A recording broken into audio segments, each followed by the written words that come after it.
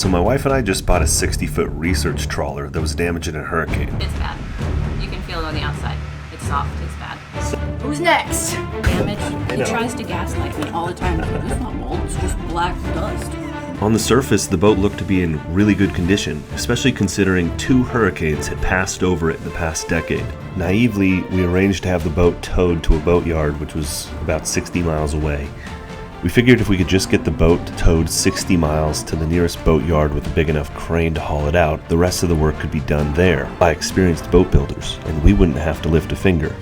In a lot of ways, we're lucky the universe had other plans.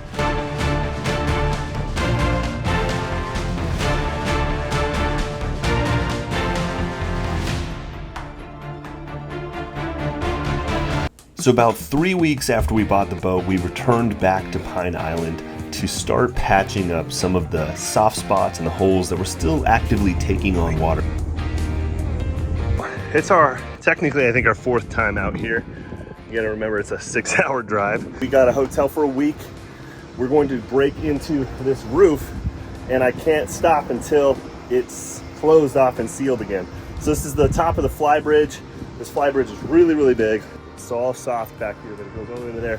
But I'm hopefully just going to be removing the rotten parts. I brought 3 pieces of plywood, 5 gallons of resin, and a whole roll of fiberglass. It should be more than enough to do this section. Holy smokes, fish is jumping right there. Crazy. Anyways, there's like this hump here for where a dinghy goes, and I'm hoping I can just cut right up to that and just do that back. And not have to come into any of this here. But we will see as the day goes on, because it's just shocking how when I was doing the little steps down here, I did those steps last time just to stop any leaking. It's on either side of the door. It's like I thought it was gonna be a 6-inch spot and it turned out to be like a 2-foot spot. So definitely some really soft stuff here. This is all bad. Hopefully these boards are good. I'm gonna have to try to preserve this and insulate it and all that. And this little hatch door here, I originally thought I'd remove it, but I think that it'll actually be really handy when it comes to actually operating the boat to be able to go down a ladder right there. So I'm gonna try to keep that in its place. So let's dive into it and I'll keep you guys posted. As I started cutting into the boat, I realized that our worst fears had just come true. Pretty much all of the flybridge was rotted through, deep into the structural components, down the walls, around the windows. It was bad. All right, so I was really hoping I could save the ceiling, from underneath, right? It's the floor when we're up here, but ceiling from underneath. But there's just no way. It's nasty. It's all gonna come out. At this point, I couldn't even be mad. I knew we had gotten ourselves into a huge headache. We had to stay positive. Getting upset, freaking out, or stalling would only make the problem worse, because now everything was opened up to all the elements. So I had to get this deck completed while we were staying in a hotel for 1 week. In some ways, this is gonna make it easier because I've cut the handrails off and the sideboards on this side, and I was gonna have to replicate this one. Now I can just build straight off, build whatever I want over there. But yeah, this starboard side had to come off. It's honestly way worse than I thought. It's funny that I was even considering leaving it. So yeah, I'm actually really glad I dove into it. It's just a lot more demo, probably an extra couple days out here. Yeah, we're in full-blown project mode. Look.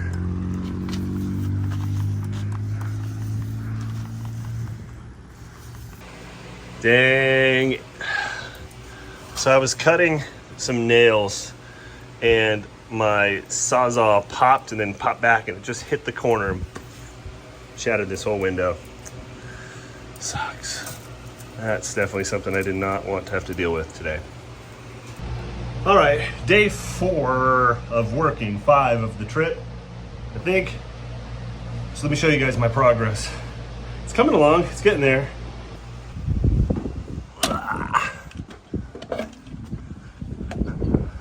Okay, good, building it out.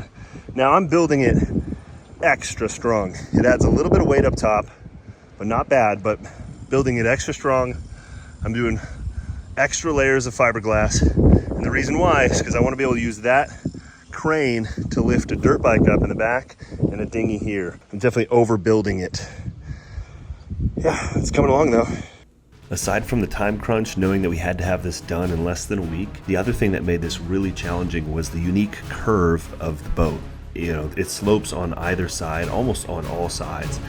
With the way the boat came apart due to the rot and the time crunch, I'm really just shooting from the hip. I don't really know what I'm doing here. I'm trying to build it as fast as I possibly can, and so far it's turning out okay. Keep in mind, every piece of wood that goes into the boat has to be epoxied on all sides first. We have to consider how the water drains for the water collection system, and we also want it to look good as well. All right, so I'm starting to strap down the wood here, and it's just so weird because it has to curve, you know?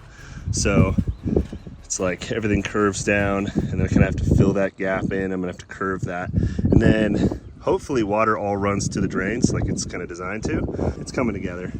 And I mean, it's just a flybridge, so it's just gotta keep rain off. Des is gonna go let the dog out at the hotel, which is about 45 minutes away. Yeah, we're just doing it. We're out here just doing it. All right, guys, don't judge my appearance because I'm pretty haggard, but we have built a flybridge. And I know I didn't film much of this build. It's been 5 days, non-stop, 10, 12-hour days, easy, hard, but at least 10 to 12-hour days. And it's just been grinding, and I just built this thing, and I'm so freaking proud of my work. I am so glad I was able to figure out the curvature, the bend to it. It just turned out really good, and I got a long recovery. I'm limping. I'm beat, but it's done, and we'll be back in like 2 weeks, and I'm gonna glass it completely and work on these arches. So I still have like all these drains here, this black hose. Those captured rainwater from the deck, the flybridge, and it goes down into our holding tank. It's filtered and then reused as like shower water and sink water. You can even filter it. This whole boat was built as a research vessel. It was designed to be off-grid for months at a time, following or tracking sharks through the Bahamas. That's why they have the water recycler, the water maker. You can suck seawater up out of the sea and then filter it, and you can drink it. It has a ton of batteries and charges them, but now with solar power being as like far along as it is, I'm gonna put solar on the whole thing and make the whole thing just a super cool off-grid cabin. I blew this window out on accident, but it actually became a perfect, what Desiree likes to call happy accident. We're going to make this an enclosed kind of TV. I'm not gonna put the window there. I actually planned on putting a desk here, so this is like a little settee, but I want to take this seat out and I want to put a desk. And I was going to put a monitor, and I was trying to figure out, okay, I got to hang my monitor in a way, and then you got the light coming in from the window. Well, now that the window's gone, we're just going to make this whole space a like inset flat screen, like a really nice one. And then I'll be able to sit here and do work from here.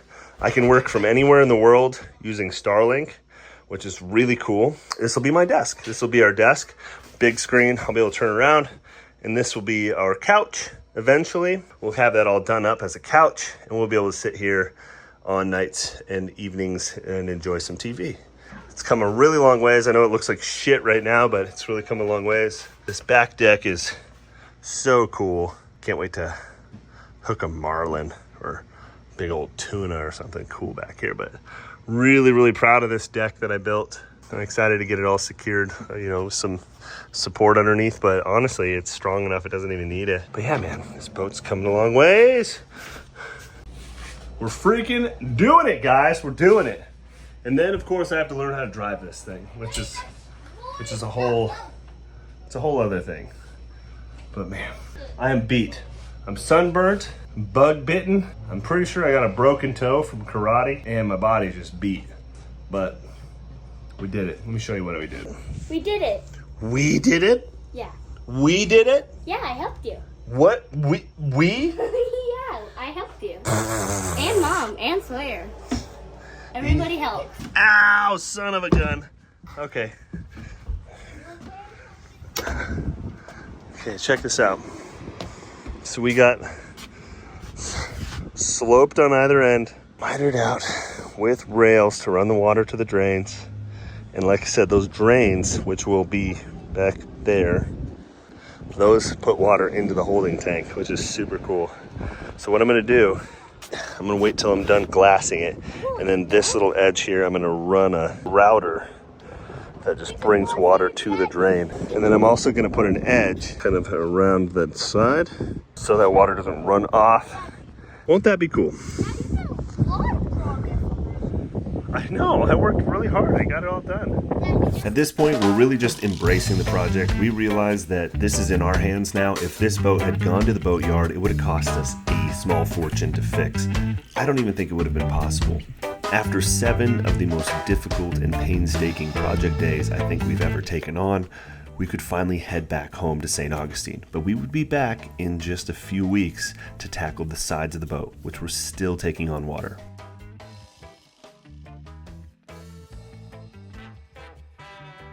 Slow progress because we're having to dig out little channels of rot and replace them bit by bit with Bondo and pieces of wood, and then kind of like fill in the gaps. And yeah, it hasn't been easy, but we're getting there.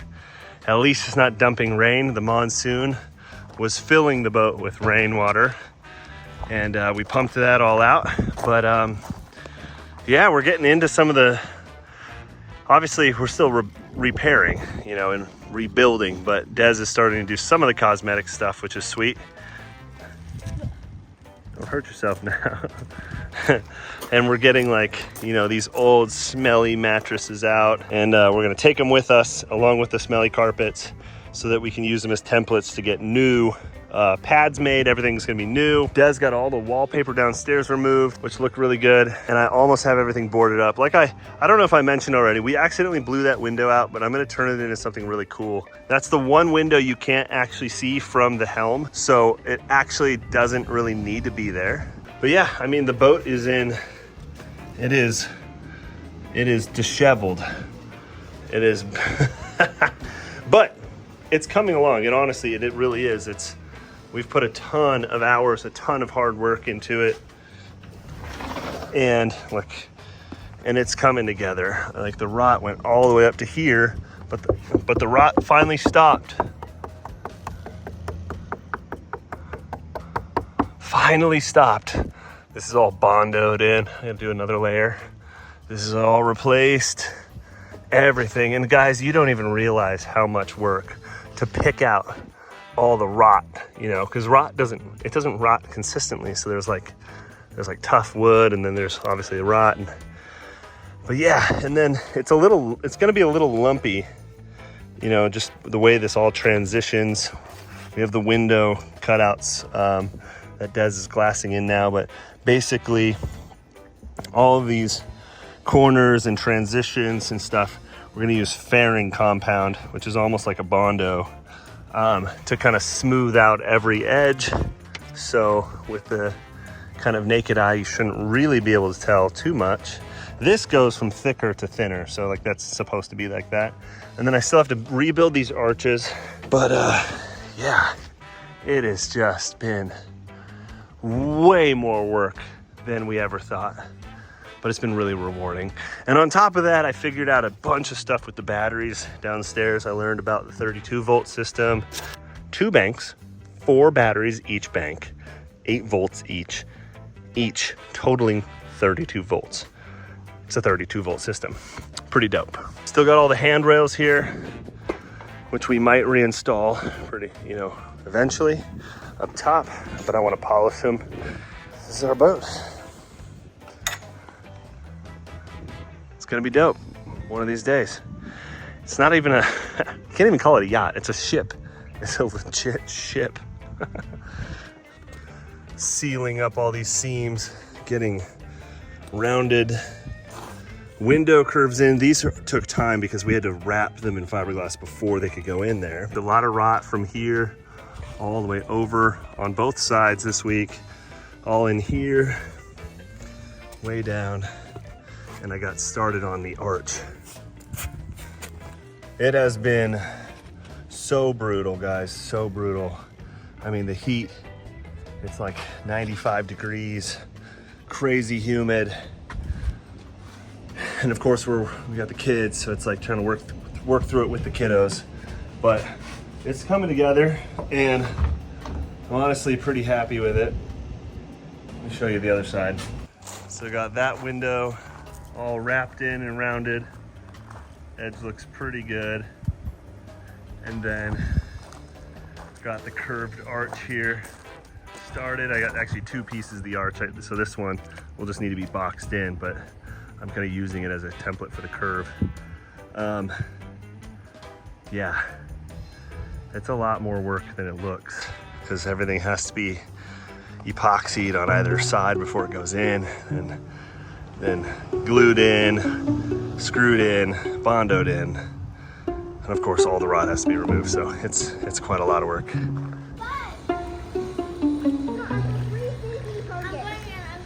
It's been months now since we bought the boat. I can't even remember which trip we're on.